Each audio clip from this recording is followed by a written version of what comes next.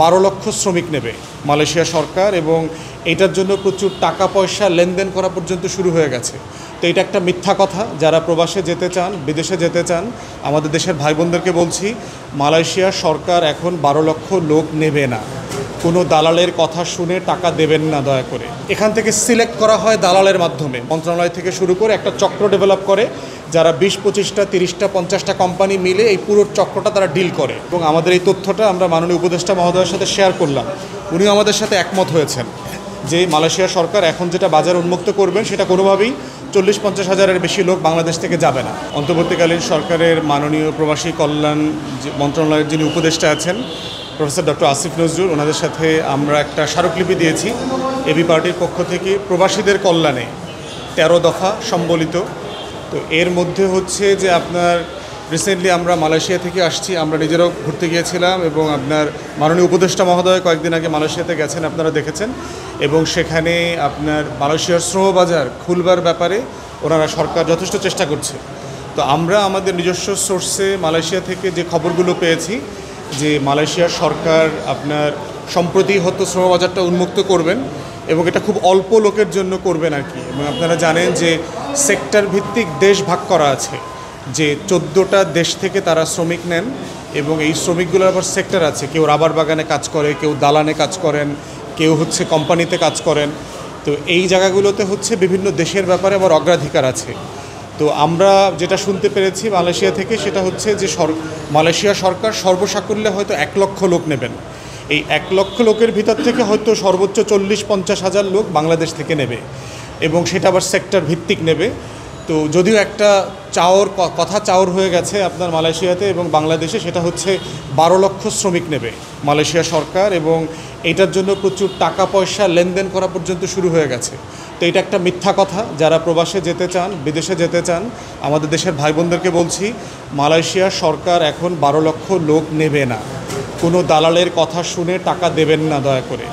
আমরা যেটা বলেছি এবং আমাদের এই তথ্যটা আমরা মাননীয় উপদেষ্টা মহোদয়ের সাথে শেয়ার করলাম, উনিও আমাদের সাথে একমত হয়েছেন যে মালয়েশিয়া সরকার এখন যেটা বাজার উন্মুক্ত করবেন সেটা কোনোভাবেই 40-50 হাজারের বেশি লোক বাংলাদেশ থেকে যাবে না। এবং মালয়েশিয়া যেতে খরচ কিন্তু খুব কম। আমরা যেটা দেখলাম যে ন্যূনতম 1,50,000 থেকে 1,60,000 টাকা খরচ হয়। তাহলে সেখানে এই যে দালাল ধরে এই যে লক্ষ লক্ষ টাকা বেশি প্রবাসীদের কাছ থেকে নেওয়া হচ্ছে, এই চক্রটা ভেঙে দেবার জন্য আমরা বলেছি। এবং পার্টিকুলারলি এবার বলেছি যে প্রতি বছর আপনারা জানেন যে বাংলাদেশে প্রায় 2700-2800 মতো বায়ার এজেন্সি আছে, মেম্বার আছে, যেসব কোম্পানি বিদেশে লোক পাঠায়। তো এখান থেকে সিলেক্ট করা হয় দালালের মাধ্যমে, মন্ত্রণালয় থেকে শুরু করে একটা চক্র ডেভেলপ করে, যারা 20-25টা 30টা 50টা কোম্পানি মিলে এই পুরো চক্রটা তারা ডিল করে। তো আমরা দাবি করেছি আমাদের স্মারকলিপিতে যে এইটা আপনি পুরো মার্কেটকে ওপেন করে দেন, আমাদের যত রেজিস্টার্ড কোম্পানি আছে সবাইকে দিয়ে দেন। এবং এটাই দেখলাম যে মালয়েশিয়া সরকারের সাথে বাংলাদেশ সরকারের যে MOU স্বাক্ষরিত হয়েছে সম্প্রতি, সেখানে বলে দেওয়া আছে যে আমাদের প্রবাসী কল্যাণ মন্ত্রণালয়ে যত রেজিস্টার্ড কোম্পানি আছে যারা বিদেশে লোক পাঠান, তাদের সবার নামের তালিকা মালয়েশিয়াতে পাঠিয়ে দেওয়া হবে।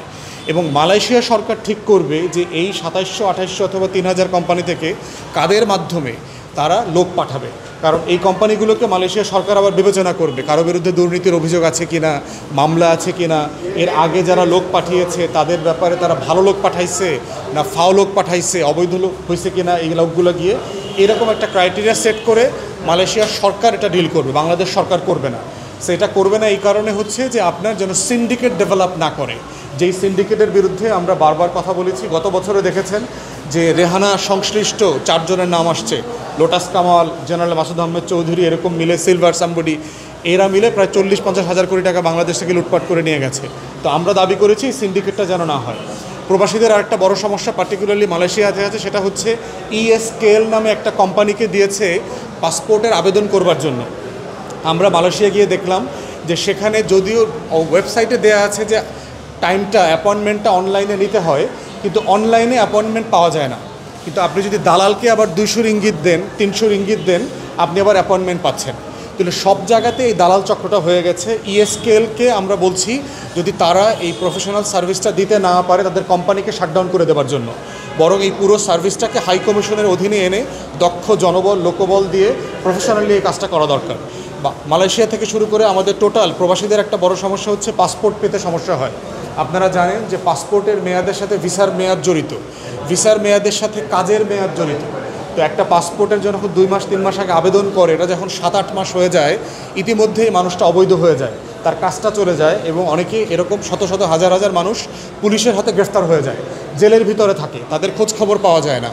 এই কারাবন্দী মানুষগুলোকে আবার সেবা দেবার জন্য আমরা একটা আইনি পরিষেবা কেন্দ্র প্রত্যেকটা অ্যাম্বাসিতে চালু করবার জন্য দাবি করেছি, যে এই মানুষগুলো, এই মানুষের আত্মীয় স্বজন, তারা পাড়া প্রতিবেশী যারা সহকর্মী আছে, তারা যেন ফোন করে বলতে পারে যে আমার ভাই অমুক সমুক আত্মীয় তাকে গ্রেফতার করেছে, তাকে দেশে ফেরত আনার ব্যবস্থা করেন। আর একটা বিষয় হচ্ছে যে মালয়েশিয়াতে আপনার সহ বিভিন্ন দেশে আমরা আছে যে বিভিন্ন প্রভিন্সে থাকেন, ধরেন রাজধানীর বাইরে অনেক বড় বড় শহরে বাংলাদেশিরা কাজ করেন, সেখান থেকে পাসপোর্ট করতে আসতে, একটা ভিসা লাগাইতে অথবা একটা জরুরি কাগজপত্র নিতে তাকে যখন ট্রাভেল করে আসতে হয় 700 কিলোমিটার 800 কিলোমিটার, তাকে অনেক কষ্ট করতে হয়, দিনের একটা কাজ মিস করতে হয়, তারপরে হচ্ছে হোটেলে থাকতে হয়। এই জন্য আমরা দাবি করেছি যেই সকল প্রভিন্সে, যে সকল রাষ্ট্রে, অন্যান্য জায়গাতে visa service, passport service, consular service centre open করা দরকার। পার্টিকুলারলি মালয়েশিয়ার ব্যাপারে আমরা বলেছি যে কেনাং এবং জহুর বারুতে প্রচুর বাংলাদেশিরা থাকেন, লক্ষ লক্ষ বাংলাদেশিরা থাকেন 700-800 কিলোমিটার দূরে। তাদের ওইখানে হাই কমিশনের একটা কনসুলার সার্ভিস অফিস করা দরকার, যেন পাসপোর্ট করতে তাকে কুয়ালালামপুরে ট্রাভেল করে আসতে না হয়। এরপরে বাংলাদেশিরা, প্রবাসীরা যারা মারা যান, লাশ হস্তান্তর করা আর একটা ঝামেলা। আত্মীয় স্বজনরা এখানে কান্নাকাটি করছে, 1 সপ্তাহ 2 সপ্তাহ হয়ে যাচ্ছে, অবৈধ হয়ে গেছে, পাসপোর্ট নাই, এনআইডি নাই।